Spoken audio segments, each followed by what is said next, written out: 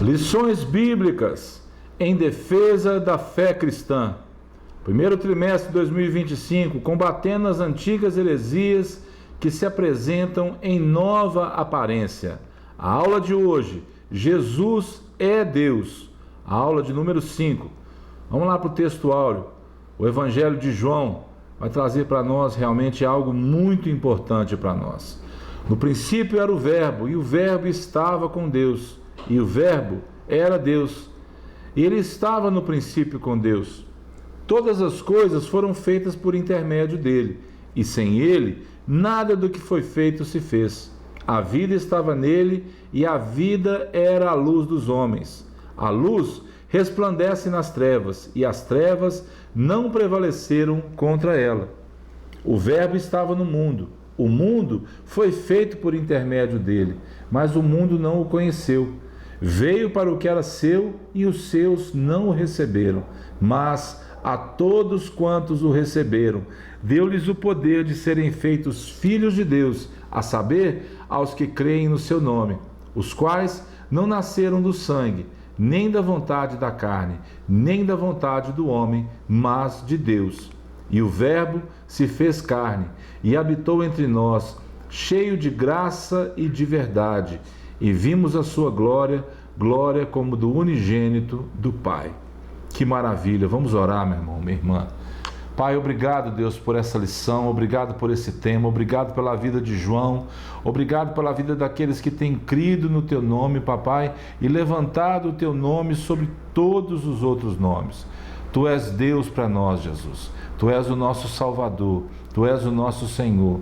Faz mesmo com que o coração de cada irmão, de cada irmã nesse dia, se alegre e transborde na plenitude da Tua vontade, Pai, em nome de Jesus.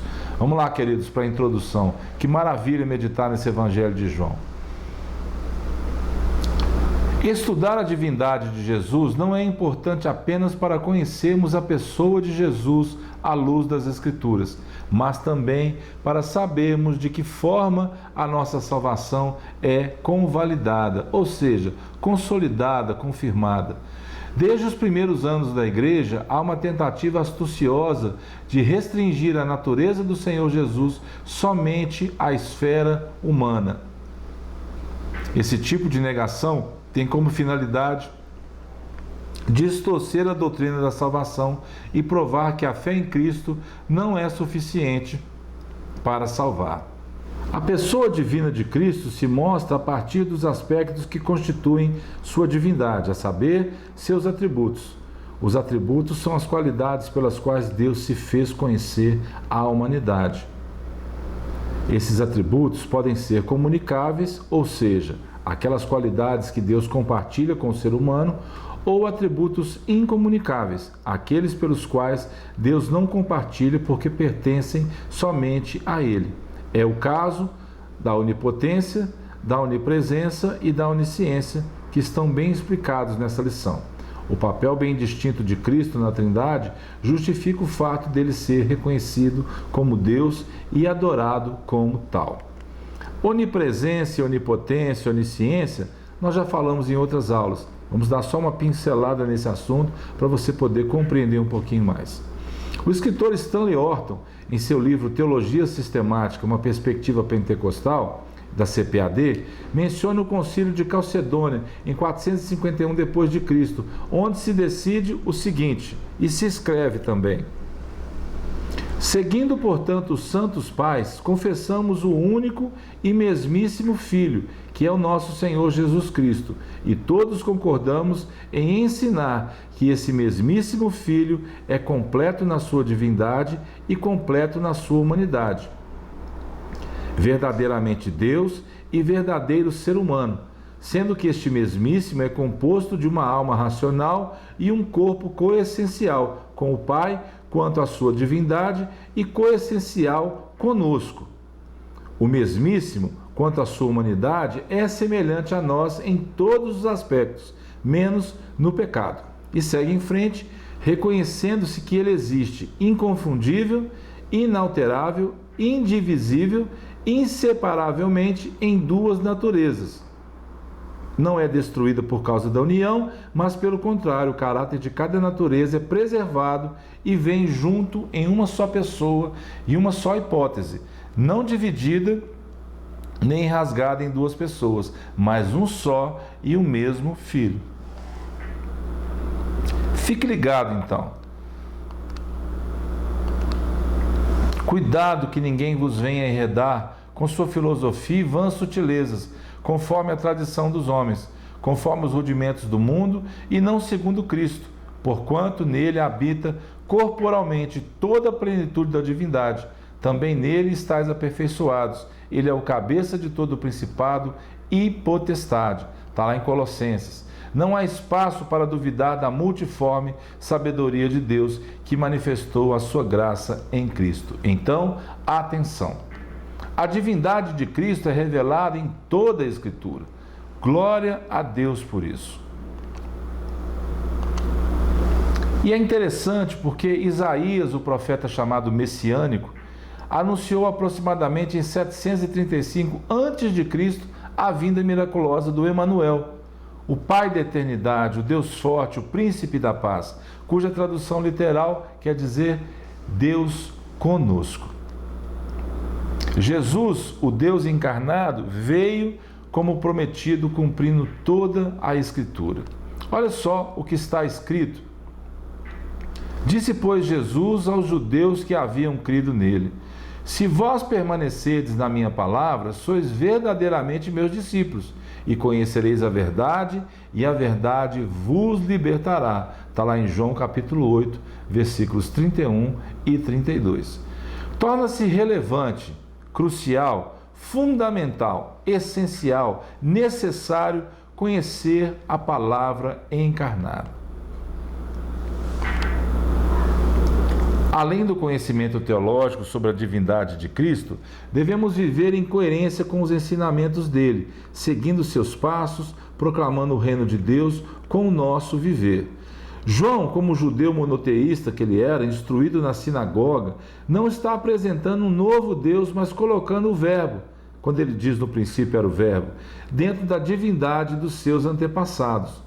No prólogo do seu evangelho, que nós lemos no início da aula, ele descreve o Verbo com os atributos da deidade, aqueles que mais se destacam no seu relato do começo ao fim.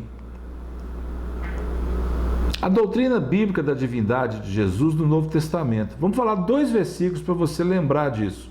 Respondeu-lhe Tomé: Senhor meu e Deus meu. Está lá em João capítulo 20. E também: não julgou como usurpação o ser igual a Deus. Paulo está escrevendo aos Filipenses. Antes, a si mesmo se esvaziou e assumiu a forma humana. Lembra disso? A onipotência significa ter todo o poder, ser todo poderoso. Ele é eterno. Ele já existia antes mesmo da criação, como arquiteto, junto com o Pai. Leia depois Provérbios capítulo 8, quando Jesus fala: eu era o seu arquiteto. Então, no princípio, quem ajudou tudo a criação, como foi feita, teve a participação do próprio Senhor Jesus. A onipresença é o poder de estar em todos os lugares ao mesmo tempo. Ele nunca vai nos deixar. A onisciência é o conhecimento perfeito e absoluto que Deus possui de todas as coisas, eventos e circunstâncias por toda a eternidade passada e futura, e também presente. O conhecimento dele. O Senhor Jesus é desde a eternidade, o único Filho de Deus e possui a mesma natureza do Pai, como afirmam os credos. Ele é a segunda pessoa da Trindade e foi enviado ao mundo pelo Pai. Acreditamos em sua concepção virginal, sem pecado, no ventre da Virgem Maria. Negamos que tenha sido criado ou passa a existir somente depois que foi gerado por obra do Espírito Santo, que é o que aquele pessoal da seita que eu falei na aula passada, na Voz da Verdade, o pastor deles crê nisso. Nós confessamos que o Filho é autoexistente e eterno, que voluntariamente se sujeita ao Pai. Em obediência ao plano do Pai, ele morreu e ressuscitou para que o mundo fosse salvo através dele. Pela graça sois salvos, mediante a fé. Lembre-se disso, isso não vem de vós.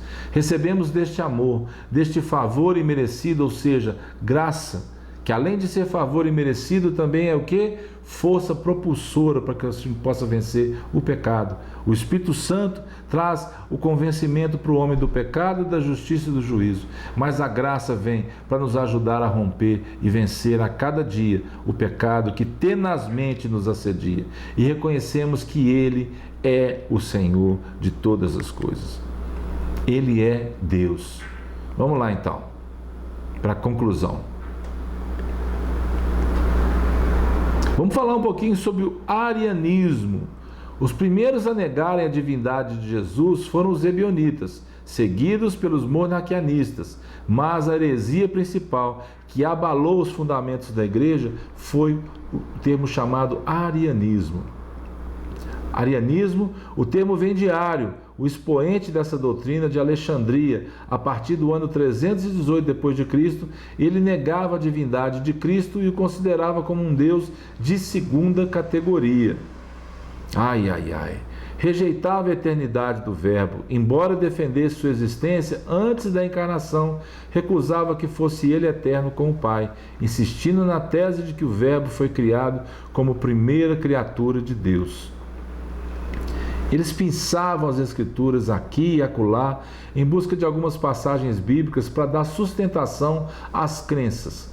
Eles ignoravam todo o pensamento bíblico em defesa da eternidade e deidade de Cristo. Eu coloquei só um versículo que eles gostavam muito para você entender. E a vida eterna é esta, que te conheçam a ti, o único Deus verdadeiro, e a Jesus a quem enviaste. Ou seja, eles separavam Jesus de Deus por causa desse versículo. Um deles, né? Então, uma das passagens favoritas.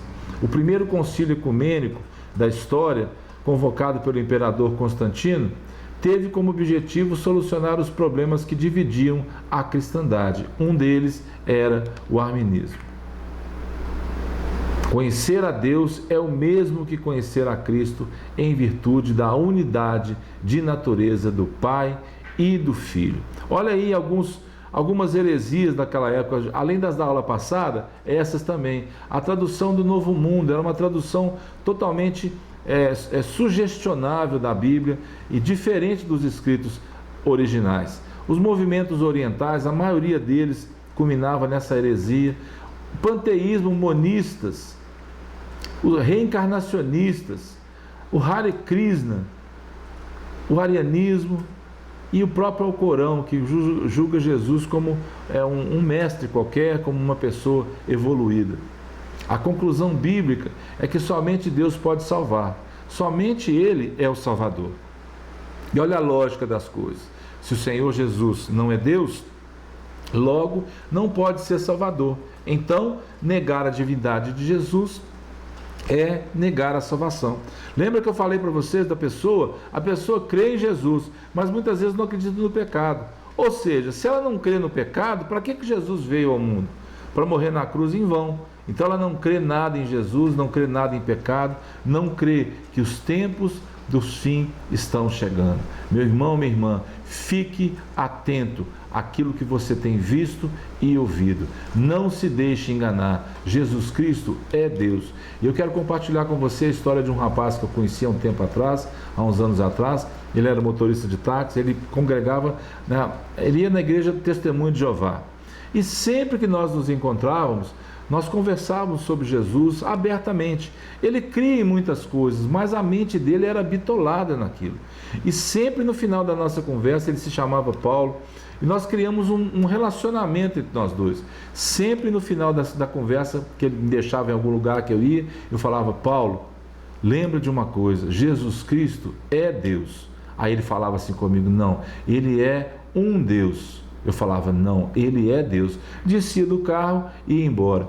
E eu percebi que com o tempo ele gostava de me buscar, ele gostava de andar comigo, conversar. E um dia, na hora de despedir dele, eu não falei nada, desci do carro, olhei para ele, ele virou para mim e falou assim: já sei. Falei com ele: o que? Jesus é Deus. Falei: isso mesmo. Então, irmãos, Jesus, Ele é Deus. Entenda que as pessoas, muitas vezes, elas foram doutrinadas de uma forma, mas nós precisamos, com sabedoria, mostrar para elas a verdade. Que o Senhor te abençoe. Fique em paz e até a próxima aula, em nome de Jesus.